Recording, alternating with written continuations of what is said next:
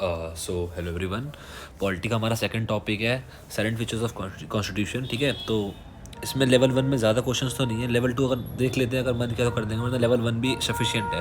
ठीक है, तो पहला क्वेश्चन क्या है? Federalism in the Indian constitutional context means. Federalism क्या होता है? जहाँ पे एक से ज़्यादा लेवल हो किसके, गवर्नमेंट के। तो इसको देखते हैं क्या होगा। The existence of more than, ये सही हो जाएगा, the existence of more than one level of government in the country. Second question क्या है? Which of the following is not a feature of the constitution of India. तो universal and franchise, independent judiciary, dual citizenship. Dual citizenship नहीं है, कौन सी है हमारे यहाँ पे? सिंगल है। ठीक है, तो नेक्स्ट क्वेश्चन है who described the Indian federal system as bargaining federalism. तो ये जो तो बताया था हमारे को मॉरिस जॉन्स ने, बाकी देख लेते हैं। केसी वेर ने बताया था क्वाजाई फेडरल। ठीक है, और ग्रेवल ऑस्टन ने बोला था कोऑपरेटिव फेडरलिज्म, कोऑपरेटिव। ठीक है, the constitution of India is a sovereign socialist secular democratic Republic with a dash system of government. Unitary, monarchial, monarchial तो नहीं हो सकता, यूनिटरी भी नहीं है, प्रेसिडेंशियल भी नहीं है, पार्लियामेंट्री फॉर्म ऑफ गवर्नमेंट है हमारे यहाँ पे। Who among the following describe the Indian constitution as quasi federal. तो किसने बोला था? केसी वेरे ने बोला था, अभी हमने देखा था। विच of the following is not a unitary feature. Unitary feature क्या होता है? जहाँ पे सेंटर की डोमिनेशन हो। कौन सा नहीं है? By Cameron. ठीक है, यहाँ पे स्टेट और गवर्नमेंट दोनों, स्टेट और सेंट्रल दोनों के वो होते हैं, सभा, विधानसभा या फिर जो भी है। Which of the following is not a federal feature. Federal feature क्या नहीं है? ऑर्डिनेंस सर्विसेज नहीं है। ऑर्डिनेंस सर्विसेज क्या है? यूनिटरी है। ठीक है, the establishment of UPSC, state PSC and JPSC falls under which of the following features of the constitution. तो किसके अंदर आते हैं? सब फेडरलिज्म के अंदर आते हैं। Which of the following statements are correct in context of Indian constitution. There are 3 major organs of government namely legislature, executive and judiciary। सही है ये वाला। सेकंड वाला separation of functions rather than powers is followed. ठीक है ना, ये भी सही है।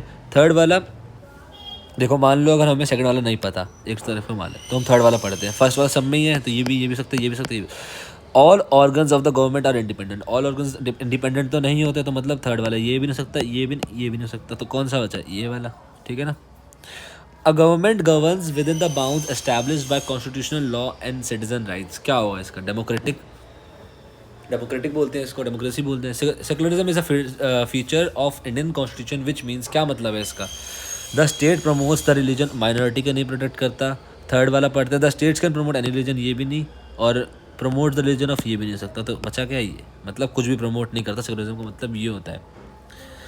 Which of the following has lengthiest written constitution in the world. हमारे को पता ही है, इंडिया का है। Article 1 of the Indian constitution which states India that is Bharat shall be union of states mention which of the following feature. तो ये बोलता है कोऑपरेटिव फेडरलिज्म। ठीक है, तो बस इतना ही था। सेकंड वाला एक बार देख लेते हैं। लेवल 2 में 4 ही क्वेश्चन है इसमें फिलहाल, आगे थे और मैंने निकाल दिए नहीं इसमें, पर 4 ही कर लेते हैं। Which of the following is are sources of law of India. पहला कॉन्स्टिट्यूशन ऑफ इंडिया, ठीक है। कस्टमरी लॉ, ये भी हो सकता है। स्टैट्यूज, ये भी है। केस लॉ, तो क्या हो जाएगा? डी, 1 2 3 4।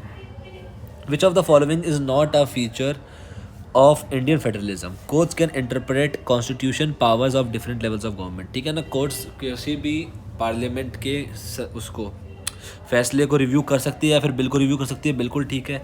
सोर्स ऑफ रेवेन्यू, पर इसमें पूछा है नॉट, तो मतलब आंसर ये तो नहीं होगा। ठीक है ना, इसको सही है पर आंसर नहीं है, हमें नॉट बताना है। Sources of revenue for the union government and state government specified, बिल्कुल सही है, बजट में आ जाता है हमारे। 112 आर्टिकल जिसमें एनुअल फाइनेंशियल स्टेटमेंट होती है हमारी। Power of the union and states are specified in the constitution, बिल्कुल सही है। यूनियन की और स्टेट्स की पावर को डिफाइन कर रखा है। Indian federalism is based on principle separation of power, separate नहीं कर रखा, स्पेसिफाई कर रखा है, तो हो जाएगा डी। बैलेंस ऑफ पावर है। Which of the among of the following is correct. तो पूछा है कि कौन सा करेक्ट है। Legislation on criminal law bearing expect is a subject under concurrent, concurrent में नहीं आता।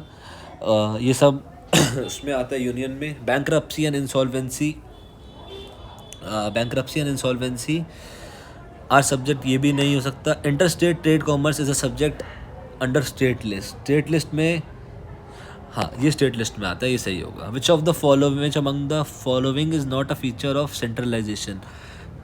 National unity, prosperity, uniformity, liberty. Liberty centralisation के अंदर नहीं आता। लिबर्टी मतलब छूट, तो सेंट्रलाइजेशन मतलब तो वही होता है, छूट नहीं हो सकती उसमें। तो आंसर हो जाएगा लिबर्टी। ठीक है, आज के लिए बस इतना ही। देखते हैं अब नेक्स्ट चैप्टर जो भी होगा वो करेंगे हम।